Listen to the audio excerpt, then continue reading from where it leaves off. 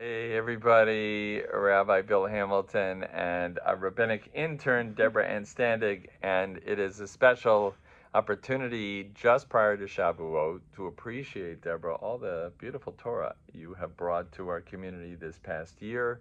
It's been extraordinary as we're getting ready for Mount Sinai. Just we thought it would be nice to have a little conversation, a little visit in anticipation of the Sinai experience for our community, for communities all throughout the Jewish world, and to take something from the remarkable year that you have brought to KI as a rabbinic intern. Thank you so much. A pleasure, a pleasure. Thank So, you. so It's been I'm a just pleasure to be in this community and to learn from you and from everybody here in the community at KI and beyond. beautiful, beautiful, and I know there's abundant appreciation for that and for your influence. I I wanted to take a moment to talk today about the power of the setting of Sinai being an encampment, the power of camp. And the word in Hebrew is machaneh, and it comes from this idea of encamping, chonim, which we do as we enter the wilderness in the cycle of the Torah reading, the Midbar Sinai. But this is not about the wilderness of Sinai, it's about Har Sinai. And that too is an encampment.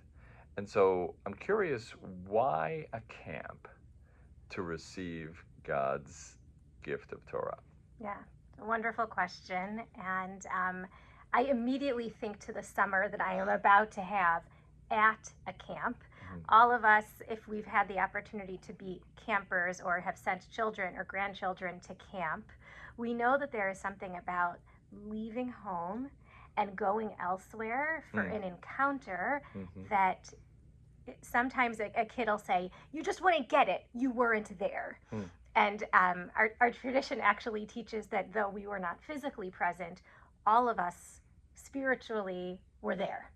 So there is something about, even if one doesn't know the experience on a cerebral bodily experience, body level, we do actually have deep memory, integrated memory of that experience.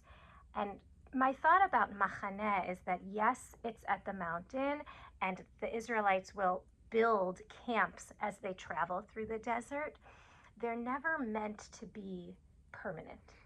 The machaneh is always something that we create, we learn something from, we have an encounter, and then we have to integrate. So we don't have Shavuot every day. We have to get there, and then the real work is the next day and the next day and the next day. How do we take the encounter with God and integrate it into the way that we interact with the people around us? Beautiful, beautiful. I love that, and I'm going to add another dimension, which first of all, the temporary nature of it, the ephemeral nature of it, is really important. Camp is not all the time. It's not fixed. It's the summer. It's the powerful experience, not the everyday experience. The Hebrew word machaneh, I want to relate to a slightly different root, which is chen, which is God's grace. And I think there's something incredibly powerful about the face-to-face, about sitting around a kiddush table, about sitting around a campfire, that is going to become more and more valuable in our world. The more we find ourselves benefiting from the positives of technology and the ways in which we're able to do so much more with our technology to relieve our stress, not just to add it, to sort and collate and remember, and all the different things that technology can do much better than human beings can. Human beings are uniquely able to sit around the campfire, to take an exam with a professor present on a blue book and have a conversation so that it's very clear that it's not ChatGPT, but it's actually what that student is learning and what the teacher can appreciate about the learning shared experience. There's something very powerful about Sinai being about learning, and the camp being a place where favorable encounters with each other human encounters where we are literally in the same space, it doesn't happen all the time. No. It's fleeting. It's like camp in the sense that we look forward to those moments, to the kiddush following services where we can interact, to the opportunity to chat after a daily minyan, to being there with each other for a cup of coffee or for a meal. All of that, I think, is going to become more and more valuable.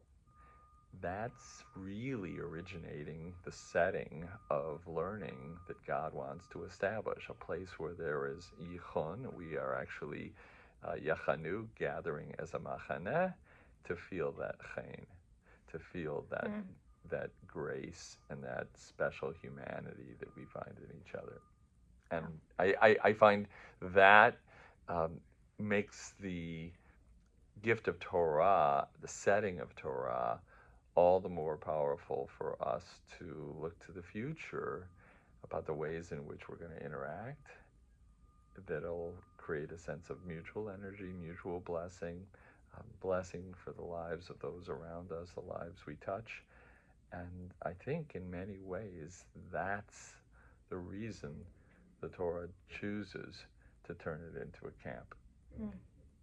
And a camp is not an individual experience, it's a collective and a communal one. So we receive Torah not as individuals, but together. And the fact that we do that together triggers us, empowers us to continue to build collectively, communally, face to face. Yeah, and you've done that beautifully for us this year. Well, it's been an honor to be able to be among the really wonderful people who build this community each and every day.